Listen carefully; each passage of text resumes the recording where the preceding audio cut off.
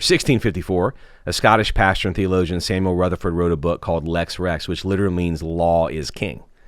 At the time, kings across Europe ruled by the philosophy Rex Lex, which is the king is law, which was essentially what I say happens, kind of like the Roman Empire. I'm completely in charge. And he flipped it, the phrase, upside down to Lex Rex.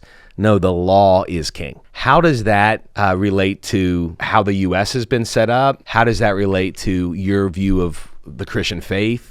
You know? Yeah, so what's interesting is, so C.S. Lewis actually has this phrase that he likes to call chronological snobbery. Yes. Right? So C.S. Lewis has this theory that people look back 200, 300, 500, 1,000 years and they read something and they say, we're much smarter. We have so much more wisdom than they do. How could they possibly know and advise us on what we should be doing today? That quote is really interesting given the context of its time. So 4 years before that, Charles I was the king of England and actually went to war with Parliament at the time.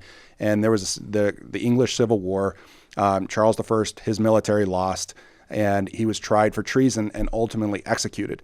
And most people don't know that, but people at the beginning of our country did, the United States. And so in 1650, Charles I is executed. 100 years later, in 1750, in Boston, there was a minister named Jonathan Mayhew. So you have a minister who was looking back 100 years and wanted to ask the question, was that trial of treason against Charles I and the ultimate execution, was that considered valid under Romans 13? Whoa. So this is all a question of, okay, so what's government for? What is God created government for? And then are there rulers that are going outside of that? So you can still submit to the authority without obeying it, to your point. Yes. And so the interesting thing, because submission is about my posture. Right. I'm realizing I'm not the ultimate. I'm not king either. Right. But I'm going to disobey when I'm asked to disobey God. Exactly. And so you end up with this question of, okay, so first off, there's disobey, right?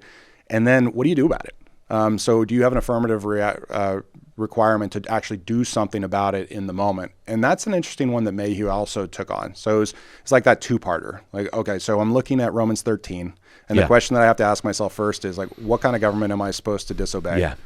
And then what am I supposed to do about it once I start disobeying? And you're giving a very similar sermon to Jonathan Mayhew in 1750. Why? Because the Bible doesn't change. That's right. Come on. That's legit. Exactly. That's legit right there.